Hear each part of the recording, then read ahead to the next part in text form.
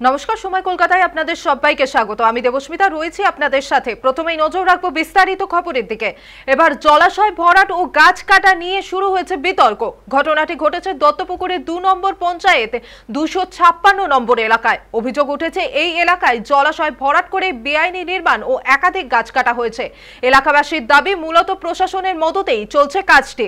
স্থানীয় সূত্রের খবর, এলাকায় প্রভাবশালী জমি মাফিয়া মোহাম্মদ সিরাজুল রহমানের ঘনিষ্ঠ দ্বারা চলছে এই অবৈধ নির্মাণ।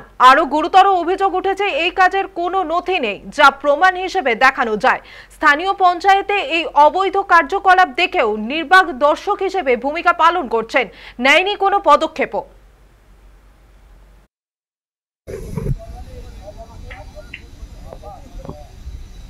আমার অভিযোগ হচ্ছে এটা আনলিগাল ভাবে সবকিছু করছে, জোর করে গায়ে জোর দেখিয়ে করছে, কোনো কিছু মানছে না, কাগজপত্র মানছে না।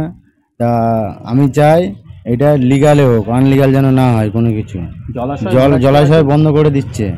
কেনার পরে বেআইনিভাবে গাছপালা সব কাটা করলো, মাপলো, সব কিছু গাছ জড়ে। আমরা কেসের কাগজ দেখিয়েছি, তাও মানিনি। তারপরে পুকুরটা ভরাট করলো। ভরাট করার পরে আমরা সব বিডিও অফিসে যেখানে যা জানানো দরকার সব জানিয়েছি, থানায় জানিয়েছি। বারাসাত করে তো কেস চলছে, তা সত্ত্বেও ওরা সেটা মানেনি। এখন সেটা বোঝানোর পরে সেটা প্রথম কেটে নিয়েছিল, নিয়ে আবার ওভার ব্রিজ করছে। তা আমরা চাইছি যে যতদিন কেস আছে কোর্টের আদেশ মেনে যেন কাজটা বন্ধ রাখে। কোর্টের নির্দেশকে মানছে না? না, মানছে না। কোর্টের নির্দেশ এখন 1 বছর আছে। কাজটা করছো কি কাগজের ভিত্তিতে করছো?